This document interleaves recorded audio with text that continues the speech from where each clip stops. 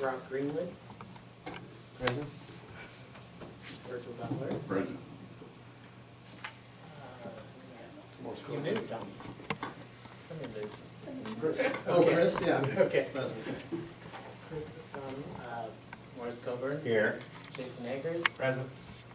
Lester Unruh. Here. Monty Kisner. Present. Dorothy Young. Present. Frank, and I'm sorry, how do you say it? Dahlman. Don. Present. Okay. And Obi Carl. Present. Harrisonville Tax Increment Financing Commission will be holding a public hearing on October 23rd, 2017 at 5 p.m. Public hearing will be held at the Harrisonville City Hall located at 300 East Pearl Street, Harrisonville, Missouri. The purpose of this public hearing will be to review the progress of existing tax increment financing projects according to the proposed timeline within the approved plans for project completion. The existing tax increment financing projects to be reviewed are the Harrisonville Marketplace Tax Increment Financing Project and the Harrisonville Town Center Tax Increment Financing Project. The public is invited to attend this public hearing. Because you are a board of commissioners, you have to elect a chairman, and we will leave that up to you all now to nominate and elect somebody as your chairperson. Chris, that's actually why we left that center seat open, was in case, but if you'd like to be the chairman, I mean, that's all. But you may have to move, you don't have to move yet. That's everybody has to decide. You want me over here then? Decide what you want. Gotcha. I didn't mean for you to move that. You're all right. Are you open for nominations? It's up to you guys, yes. I'd like to nominate Dorothy Young. So you're looking at a first, Hmm? so you can have a first, anybody I'll second. second it? All those in favor? Aye. Those opposed? Sorry, Dorothy. Discussion. The only bid we got somebody watching.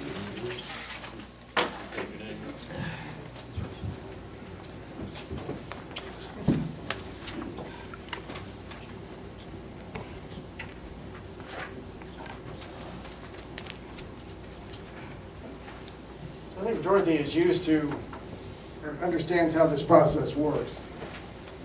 So I'm just going to kind of ramble on to begin with, just to do an overview of the TIF process, of what we brought everybody together to do tonight. And again, we appreciate everybody coming out to do this. And then when you get into the public hearing portion of it, Dorothy can run that part of the meeting and, you know, everybody will have a chance to ask questions, but she can organize this, and she'll have control as the chairperson of this group. So you have the two TIFs that we just talked about, the Marketplace and Town Center. A little background on both of them. The projects were approved by the Board of Aldermen. Back in 2005, the Town Center TIF was approved, and in 2007, it was the Marketplace TIF. Town Center is most commonly known by its anchor tenant, Sutherland's, so it kind of gives you an idea where it's located, whereas Marketplace is probably better known as Price Chopper.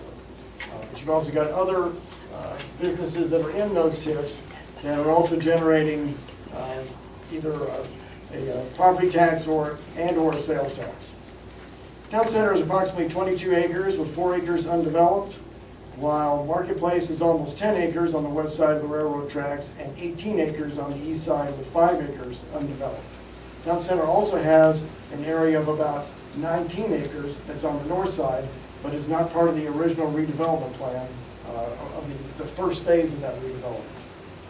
So the state mandates that progress be tracked in the TIFs every 5 years to see if they're following their development plan.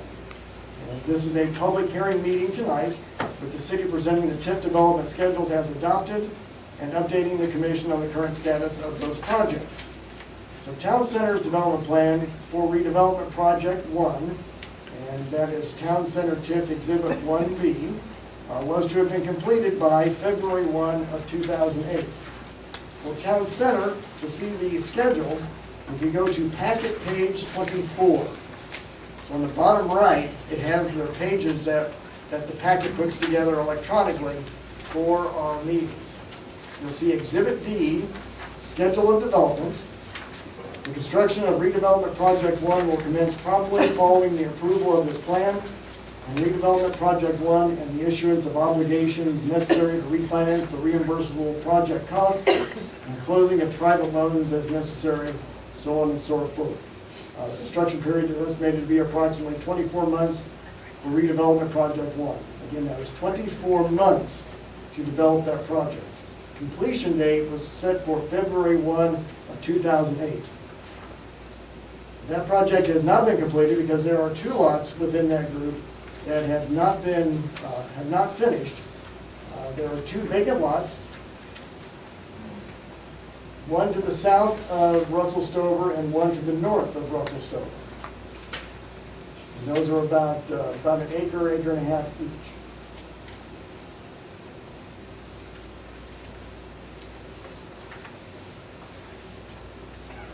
And if you look at packet page 29, that will show you the redevelopment area for the area that we're talking about. And then, I believe on packet page, let's see here. Maybe packet page 30, no, packet page 28 has the total TIF area, which includes the 19 acres on the other side. But that 19 acres is not included in the redevelopment plan. Any questions? Because I'm kind of jumping through this.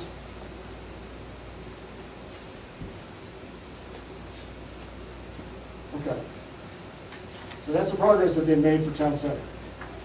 Now we'll look at Marketplace. Marketplace development schedule changed with the amended agreement, with both of those have been included in your packet. There was a change in the schedule, so we will go by the amended schedule, which is on your packet page number 14. Both sides of the project, there is an east and west side, east side of the railroad tracks and the west side of the railroad tracks. Kind of easy to delineate, and that's the way it was drawn up. The start date changed from 2008 to 2007 for the east side, while the west side was to have started in 2009 instead of 2007. Both sides were to have developed by 2010, October of 2010. So as you can tell on packet page 14, that's your dates. Again, everything was supposed to be, and they call it saturates. And after having 2 heavy rainstorms, saturate means a whole different thing than it used to. So we still have vacant properties within the marketplace. However, there is some development that is beginning there in lots number 3 and 4. And we've been promised that they're going to attempt to work on one of the 2 lots. There's 1 lot that's in the TIF, 1 lot that's out of the TIF along Commercial Boulevard. And they're looking at retail uses for those properties. So again, 3 and 4. 3 is a development of 60,000 square feet of conditioned storage area, and also 10,000 unconditioned storage. And then also on lot 4, next to it, there is a fast food restaurant that they're wanting to build, and they will build out for a customer. They said they have somebody lined up. So Happy, are these sitting, when you speak of 3 and 4, are those sitting right there on Commercial Street? Those are actually, the 3 is right next to the strip area where Forged by Fire is. It's the larger lot in the southwest corner. Okay. And then 4 is just to the east of that. East of that, okay. And 3 you said was going to be the, both those are going to be storage Yep. units? There's 60,000 on lot 3, and then behind there, there's another 10,000. That's unconditioned. And then on lot 4 is going to be the fast food restaurant. Okay. So that's Mike Christie, who purchased the property, I believe about 4 or 5 years ago, and he's the one that's doing this development. But again, their timetable was to have finished in 2010, and we're in 2017. So, we'll give you that time. You referred to in your West Prairie Dog. Correct. Yes, we'll start with that. Happy? Yes, sir. On the lot that's not in the TIF, is that the one on Commercial Street where they took part of that lot out and made that street? Right, where they have that access point that gets in on the north side of the properties. Right. So what, do you know what South side. size, do you know what size that left that lot? They're looking at subdividing that lot with the existing lot. I think they're shooting for an acre, a couple of lots that are 2 acres, or I'm sorry, about an acre, acre and a half. Okay. But we haven't had that go through the process yet. It's just in the development phase. Are they wanting to put that in a TIF also, or is it going to remain outside? It'll remain outside. Okay, thank you. So the marketplace development TIF notes are paid through payments in lieu of taxes, which is what is taken off of the real estate taxes on those properties. And then the EATs, which are the economic activity taxes, those are the half-cent sales tax that is paid to fund or to pay off those bonds. The town center TIFs are paid through pilots and EATs as well, as for funds appropriated by the Board of Aldermen to offset the difference between the amount owed and the funds accumulated. And the status on town center is that we have no development slated at this time. We have not received any building plans or any contacts about any new building or construction. Any questions? Yes. Would you take 5 minutes and explain to the entire board and also to the audience how a TIF plan actually works and what it does and what it encompasses? Because there's a lot of people that are, well, we've got a brand new board. And I don't think everybody's aware of exactly what a TIF is.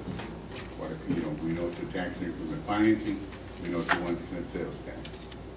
So if what happens if that doesn't meet the sales tax for what, is it a bond? All these are about bonding? Some are bonds and some are listed as notes. There's a difference in the way it's, the way our auditors look at it and the way it's listed. So the TIF is, the difference between, and usually the way that TIFs work is the difference between what a building is, or what a property is valued at by the assessor's office, and then what the new assessment would be. And that difference then goes to paying the bond or the note on that property, instead of going towards the different entities that were the taxing district, or part of the taxing district, which all of those represented here tonight are part of that taxing district. So it includes the schools, the county, the city, Casco, and the hospital. So if a municipality or a business is not meeting that obligation, it falls back to the citizen. Only if it's written in the contract that way, or the agreement. So in the town center TIF, there is a portion of that, the way that was written, the way the agreement was written about, or came about, was that the city would cover whatever deficit there was that was not covered by the amounts that were collected in the TIF. Whereas Marketplace, the city has no responsibility to that. So our responsibility is paying that half-cent, or our responsibility to it is the half-cent sales tax as part of the EATs. But the city has no general fund that comes out directly at budget time, as opposed to the town center one, which does have, has to have we have to, Guaranteed bond. yeah, there's a certain amount that we have to put in our budget to cover that amount. Yes, sir. Then I think it should be clear that the TDD payments, the additional 1% sales tax in those areas does not affect the TIF, right? That's on the Transportation Development District alone, and those two are supposed to be segregated, right? Right, right. Yeah, he goes to pay for those improvements, which are road improvements, parking lot, anything has to do with transportation. It pays for that part of the project. And the sales taxes on the TIF at Price Chopper and CBS, that portion of the sales tax doesn't go towards the TIF payment until the sales exceed what they were the last year they were out at the other location, right? You know? Yes.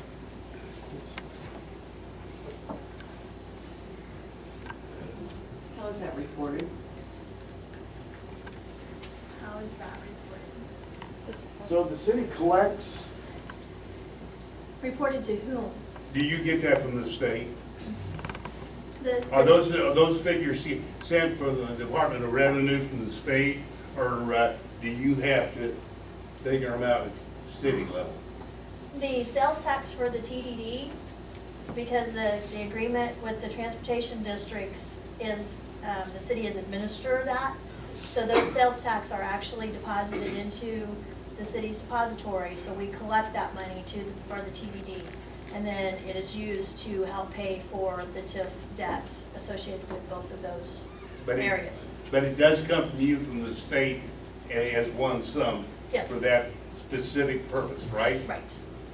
I understand this is why the county had their problem with Lee's Summit, that the state was sending Lee's Summits to the county, and now the county's gonna, Cass County's gonna have to repay Lee's Summit $2 million, right? I know that, I can't speak to Yeah, that. well. I don't know. Let's worry about Harrisonville right now. Yeah. Are there other questions? I am new to the process, but you mentioned it a couple times. On packet page 3, last paragraph, development was to be completed by a certain date. Right. What is, obviously it's not, so now what, I guess? What's the importance of that statement? It's where, this is the way the agreement was written, and we're reporting out what it was agreed to, and they haven't been able to complete it. Now, they got into bad economy at that point, but we don't know, there were no other agreements made, no other changes made to the agreement. We're just reporting out what's fact. So there are no ramifications, I mean, there's no accountability on their part that they say they're gonna do it by a certain date and we just let it pass? I mean, does the city have any mechanism by which they can renegotiate or make changes in that agreement so that we can move the developments along? What it doesn't look like from what we've reviewed, there are no clawback clauses in there. And those are, if something doesn't happen, then you go back into the process and get something back. But we have not seen that in any of those agreements. So there's no penalties? No. And in both of these cases, we're dealing with different builders, different investors. Well, now you've moved from the developers, and now you have people that have actually, for marketplaces, a new owner of that subdivision or that development. But he assumed that. No, he did not. Okay. Now, how did that happen? Now, how would that get transferred and the debt not get transferred with it, being that it's a TIF district? Or the liability on the redevelopment at all. It stays with the development or the development's company that would be responsible for that debt. So you still pay the difference with the TIFs, or in the TIF with the pilots and the heats, but it doesn't transfer to the property owner. As far as we know, there's nothing in the clause that requires that. Okay, so there's a portion of money the original developer was responsible for. Right. You have a new developer who bought it, who's not on the TIF anymore, so who's covering those monies? So whatever is on those parts of the project still, which would be the difference in the property taxes and the sales taxes, and also the TDDs, that still goes back into that original development. The new developer would just be, you could just call him just the new owner of the properties. He's not a part of that TIF. So he doesn't have access to any of those monies? No. So those monies then would be used by, the alderman and the city would decide how those monies are used? No, those monies go into paying off that original debt. Gotcha.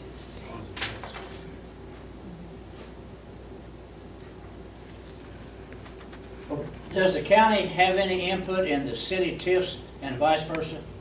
That's what you're doing here tonight. This is the county's input into the TIF process. So if we had a new TIF come to town, this is the same commission that would come together to determine if that TIF is a good or bad thing to do for the city or to try to accomplish. And that's whether it's in the city or the county? Now, the county's separate. Okay. They would have their own commission. But Every you got- city would have their own commission. You've got county entities sitting here. You're a representative for the county. Right. Thanks. And I apologize, I did not introduce myself. I'm Happy Walsh, the city administrator. Marcelo McCoy is our finance director. So when you ask money questions, that's why you'll see me do this. It's a whole lot smoother that way. Let me ask one more question, then I'm probably pretty much done with it. On the west side of the marketplace, not southern, it's marketplace, if I got that right. Since that's not developed, does the new owner own that portion of property also? No, he did not purchase that. Financially, would we be better off to take that property out of TIF? We haven't considered it. Well, the only reason I ask is sometimes a new business comes to town, they look at something, if it's in a TIF, they'll walk away from it. And I don't know if the 10 acres out there or whatever it is now would be plowable. I know it says in here that it gets a little wet. But would that make it more attractive to an individual? And we know that there are real estate agents that have it up for sale. We haven't talked to them recently, but I know they're advertising with different incentives that are available through the state, and that this is in a TIF district. Nothing has occurred with that development. The only reason I bring it up, I was up in Smithfield a couple weeks ago, and I walked by Quick Trip, and their headline on their local paper was, "Company moves out of TIF." Gets out of TIF. How do they do that? So it might have been the business Yeah, the business. that moved out? No, it didn't move. It just dropped out of it, is what the headline, I didn't buy the paper and I didn't read all of it. I don't know how that agreement was written, and I don't want to give a statement as to how that occurred. I just wondered if the possibility that does occur. So there's no standard to how these agreements are written, it's just between the city and the business? Correct. And is that, In our local attorney. is it anywhere where the citizen, something in layman's terms, where the citizens can read what this agreement is and what it means and how it all works? The agreement, we have to make it available. The state statute is what you have to follow when regarding or putting in a TIF, but the agreements can get more complicated, such as marketplace, which requires that there be certain standards kept in all the buildings, that they have to be made of a certain material and look a certain way. Those are some of the requirements that you can put into a TIF, that you wouldn't have to put into a regular development if it's in a section of town that's already been platted and accepted and approved. Then you can just put in a steel building or whatever, whereas marketplace has to be dressed up more.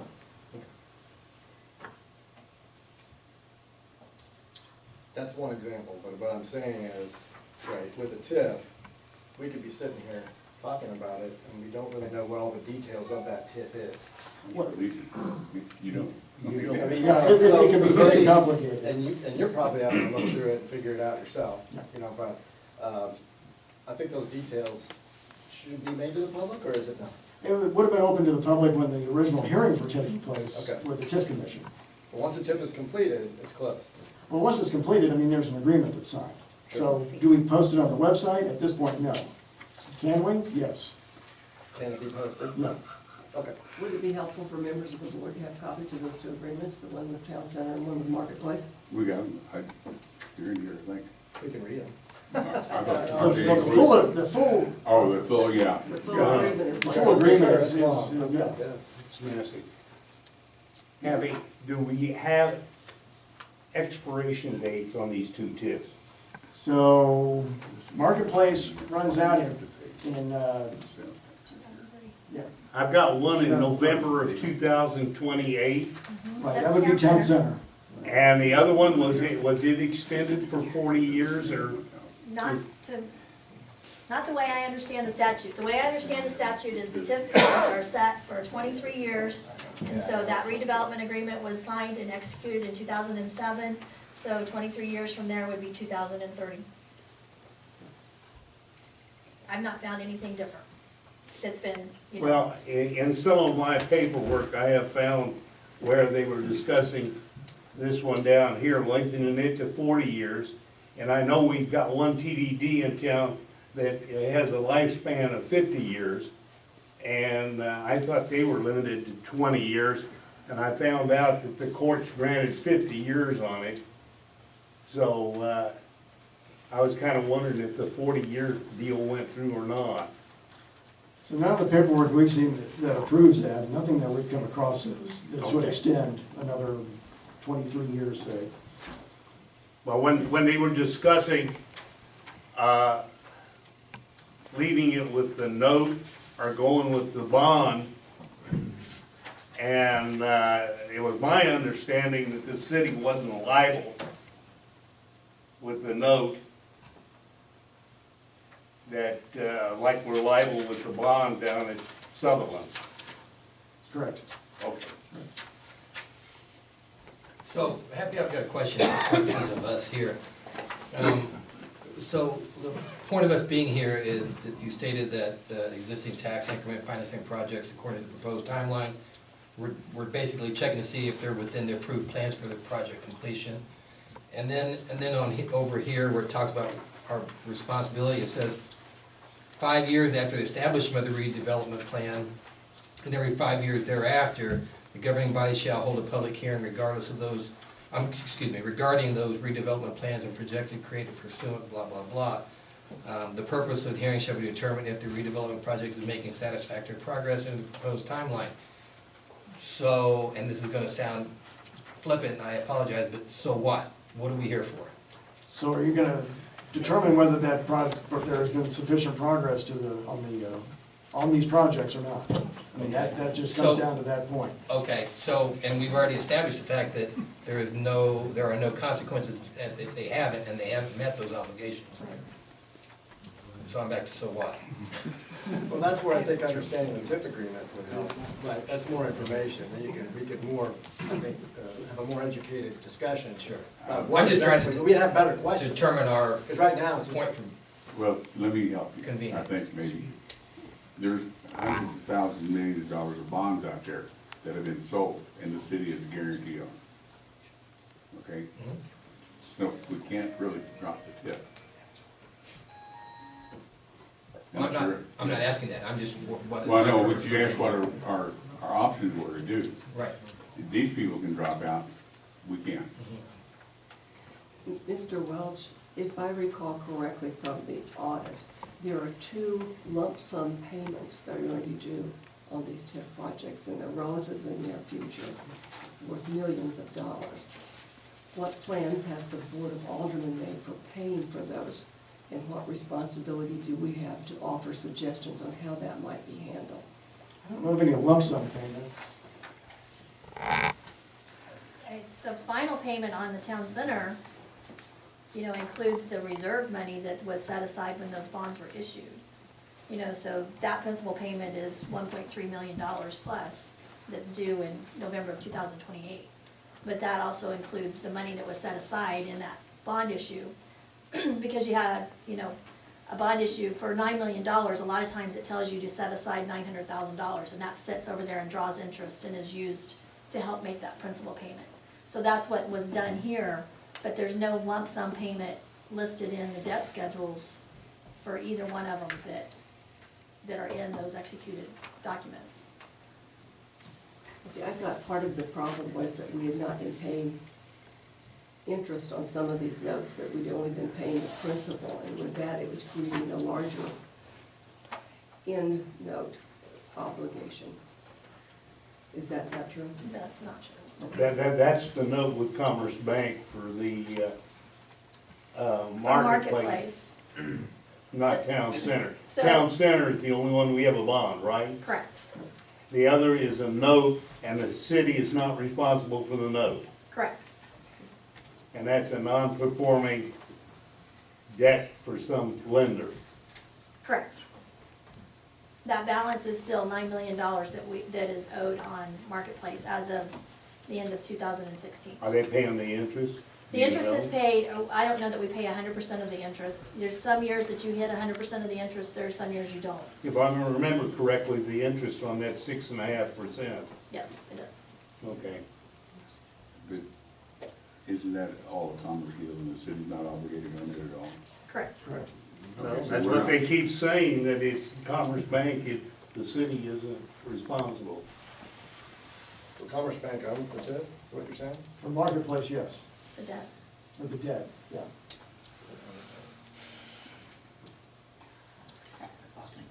Other questions from the board? That's my opinion. fit in the insurance. I feel like we don't have enough information based on the packets being Oh, given us you- to really discuss this clearly as the citizenry. But this is how you learn. Yeah, You know, if that's that's what why- we're doing here, that's yeah. fine, but I feel like there's could be a lot more information Oh, yeah. provided Why- that we're not getting. Why don't we go ahead and have comments from the public, and then we can decide if we want to meet another time in perhaps 30 days or so, after we've had a chance to review the entire agreements, and maybe list out more detailed questions that we might have about those particular agreements and what our options are. So,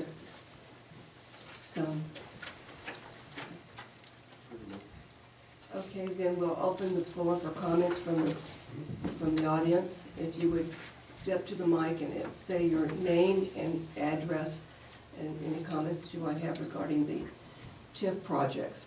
And we certainly hope Happy can answer them. Yeah.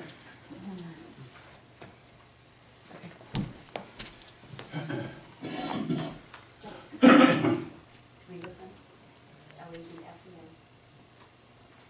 1103 Bird. Hi, everybody. I had a couple questions, and you guys may not be able to answer them, see if Yes. Happy can. It's fine. I am wondering about why we're not getting businesses into those pieces of land. I've grown up in Harrisonville, been here since 9th grade.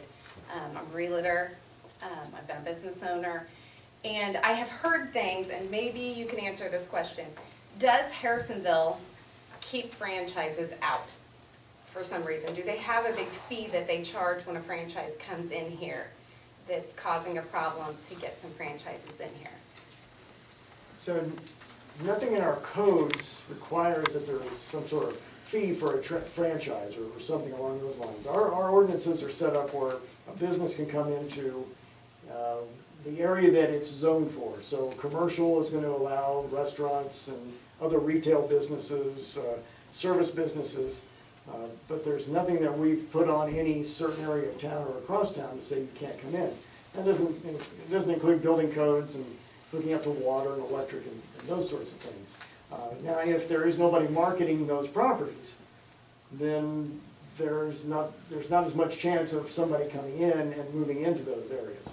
So you look at Marketplace, it's taken the new owner about 5 years to come to the point where he had to come to the board, because this is what was written in the TIF agreement, was that anything over 20%, he had to come if he wanted to put in something that was non-retail in the Marketplace development.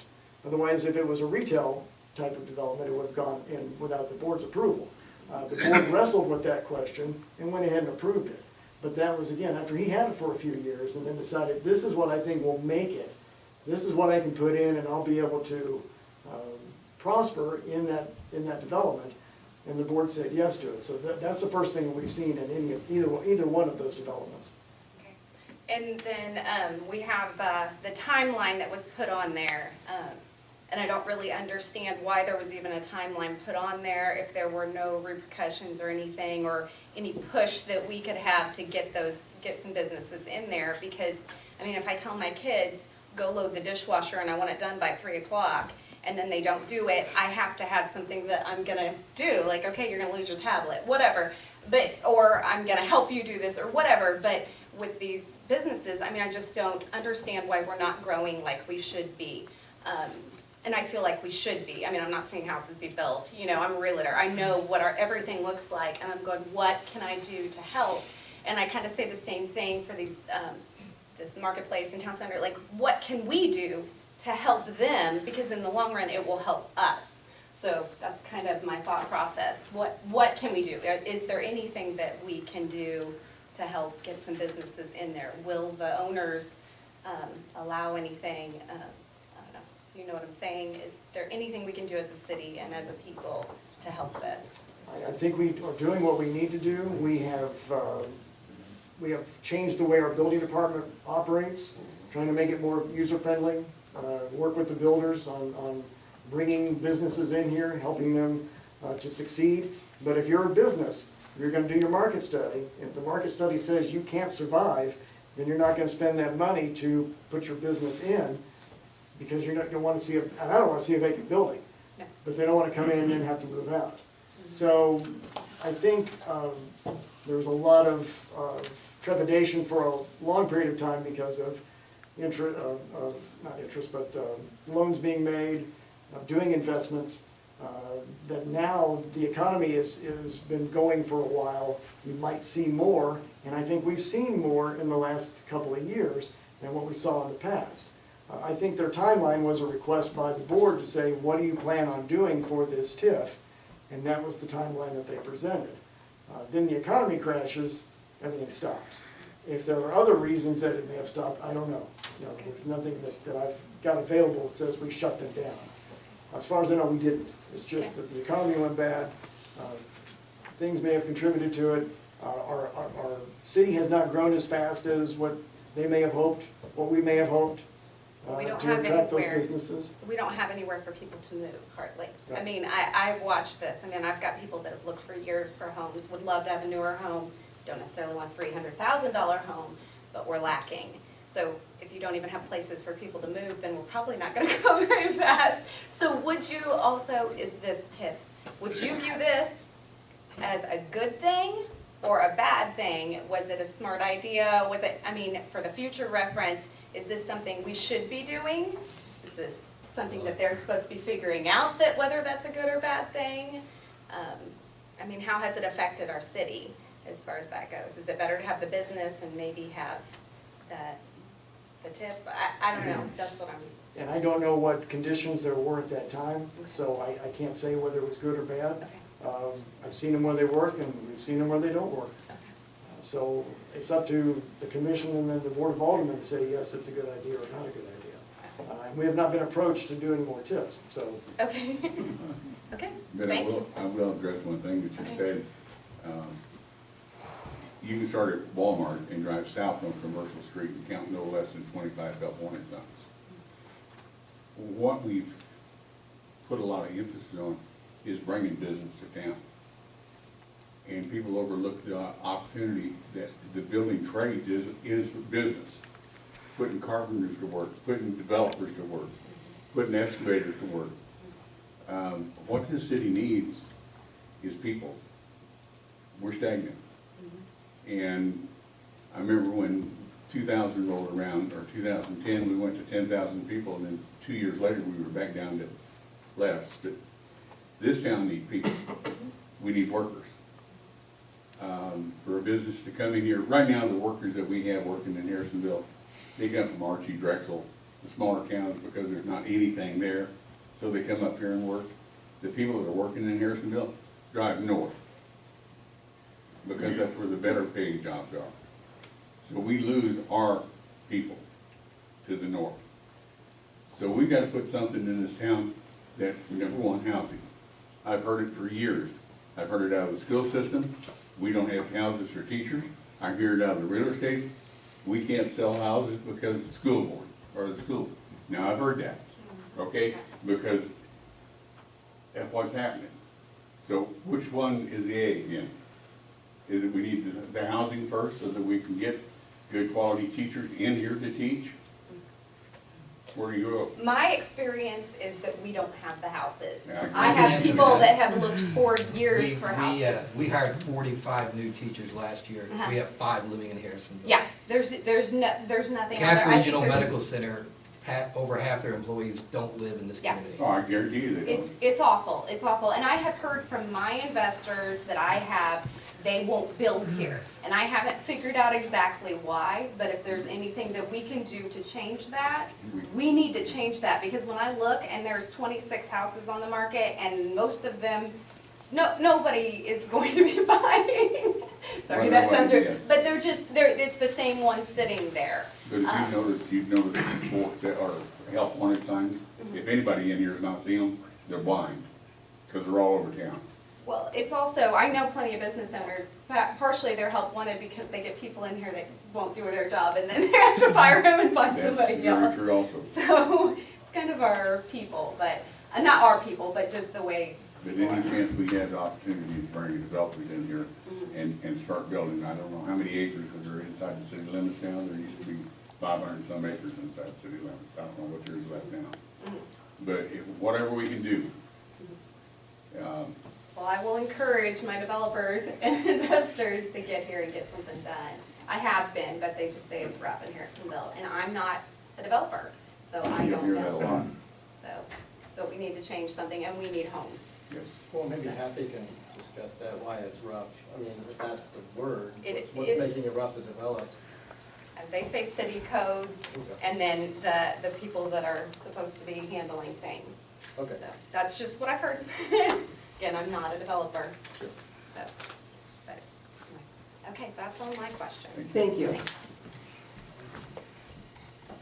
Anyone else? Yeah, I'm sorry, Opie.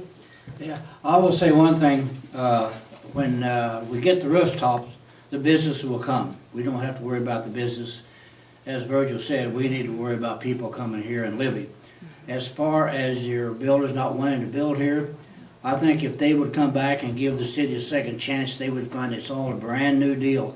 We have changed a lot of personnel thanks to the city council and the mayor, and it's much easier to build now than it used to be. Used to be, when someone came to town, the impression they got from the city is, what can we do to keep this from happening? And now they're getting the impression, what can we do to make this happen? And I take my hat off to Happy and Jim and the rest of the guys. Other comments from the audience? I'm sorry. Going back to the marketplace, Tiff, you'd mentioned storage coming in there, but you'd also mentioned in the agreement, there are a certain set of standards of what needed to be there. Do those storage units meet that agreement? I mean, in my mind, it just doesn't seem like the same type of thing going in there, so. So the agreement required that, again, the 20% rule, you couldn't do more than 20% non-retail. That's why it had to go to the Board of Aldermen. They had to approve the change or the allowance to allow the non-retail to go in. Again, we're looking at trying to get development going and trying to help those that want to improve the development. So based on the numbers we looked at, that'll change with what they're paying now in tax on that vacant property and what they'll be paying with a two-story, 60,000 square foot climate-controlled storage. That difference is gonna help make that payment for the TIF, and we figure is a positive for the city. It's an improvement. That's what the board looked at and decided was something positive. And also at the same time, got out of the owner of the property, putting in more retail. And his words to the board were, all the rest of the lots that are available there will be retail. So it's the trade in that respect was he promised to do that. So we'll see some more retail go in. And they're trying to market the lots right on commercial. But if they can also get that storage in there, that builds some traffic, and get the other small, and they're looking at another fast food place, but again, that's some retail that would go in that lot. My other question in regards to, I know storage is very popular and needed, but as we just had discussion on not having people here and nobody coming in, who's gonna be using that? So, I mean, I would just have a question of who's gonna be utilizing the storage, people traveling from someplace, so I just. It's called air controls. Yeah, climate controlled storage is gonna be amazing. That's I mean, what it is. there's not a lot of that around. But maybe that will be a positive that'll bring people down here that they'll wanna build a house where they're storing their good stuff, I guess. I don't know, but. And I think that's the tug everybody has is, do we really decide if that's a moneymaker or not? Because if you're the developer, again, you want to put something in that's gonna succeed.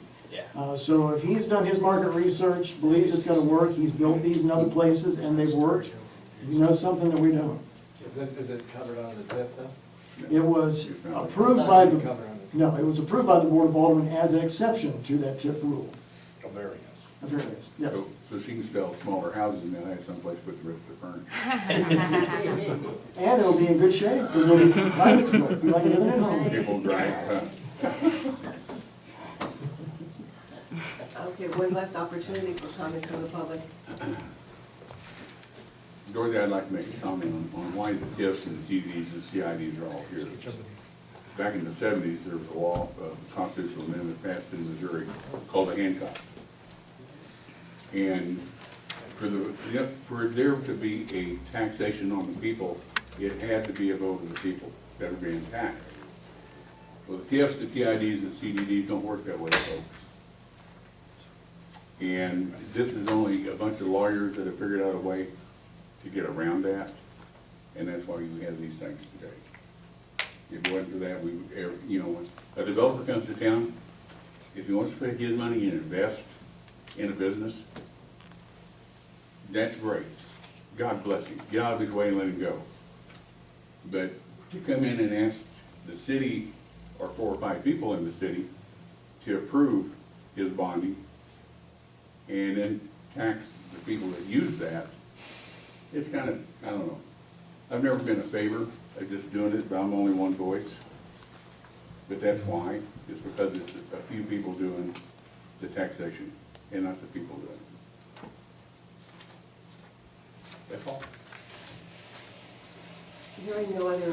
Seeing no other individuals interested in making. Just one quick question. On the financial part of the TIF marketplace, just overall, are we on schedule? Or I assume we're not on schedule. We're In not. terms of payments. We're not responsible. Okay. so We're making the payments to the TDE and what we have to pay. Okay. But if it doesn't pay off in the end, we are not responsible for Okay, that. so we're off the hook with marketplace, Right. period. We are responsible for the one down at Sutherland, so. Yes, but marketplace, not town Okay, center. okay. And the Sutherland's one, where are we financially with that? Are we on schedule? Are we behind schedule? We are on schedule with that one and trying to look at making an improvement to that, but we haven't got that far into researching it yet. As on schedule, would you clarify that, please? It will be paid off in 2027, 2028. That last payment in 28 being a balloon payment, have we made any kind of thought process in how we're gonna make that balloon payment? Well, Mr. Colburn, as I mentioned earlier, there's a reserve that was set aside, so there was. Do you know how much that reserve is? That reserve is $863,000. How much? $863,000. So 1.375 million, you take that 863 out of that, gets you back down to about your $600,000 a year payment you're making on your principal every year. So, based on current, projections, and things don't go completely south again, those monies will be available through the TDD and the sales tax that's generated along with the pilots that are produced. And if we have a couple more pieces of property that are improved, then that will improve those as well. But the main, Sutherland's is the main payer on that, because I can't see Russell Stover's. Right, I mean, the economics of the sales tax and the property values are And do we are what get they are. any kind of tax from the hotel at all? Yes. Okay. they do. Okay, if there's no further comments, we will close the public hearing portion of the meeting. At the TIF commission meeting remains open in case there's other items for discussion. Good idea. A motion. Okay. Do you need a motion on that? Too close, Robert. I second. All those in favor? Aye. Opposed? So are there other items the board wishes to, the commission wishes to discuss right now? We talked about getting copies of the 2 agreements so that we will all have all of that. And then a meeting will be scheduled at a future date, a month, 6 weeks from now, so that we will have an opportunity to review those documents and have our questions ready. I'm sorry, what? Wouldn't it be advisable if they notified the city staff of their individual questions, so that they have an idea of what That would be a good they're gonna be idea. answering? If you have your questions before the meeting, it would be good to have them to Mr. Welch so that he could properly research them. But if you have questions that come up later, we'll do our best to take care of those. If there's no further business, I will entertain a motion for the commission to adjourn. So moved. Motion made. Second, all those in favor? Aye. We're adjourned. Thank you all very much.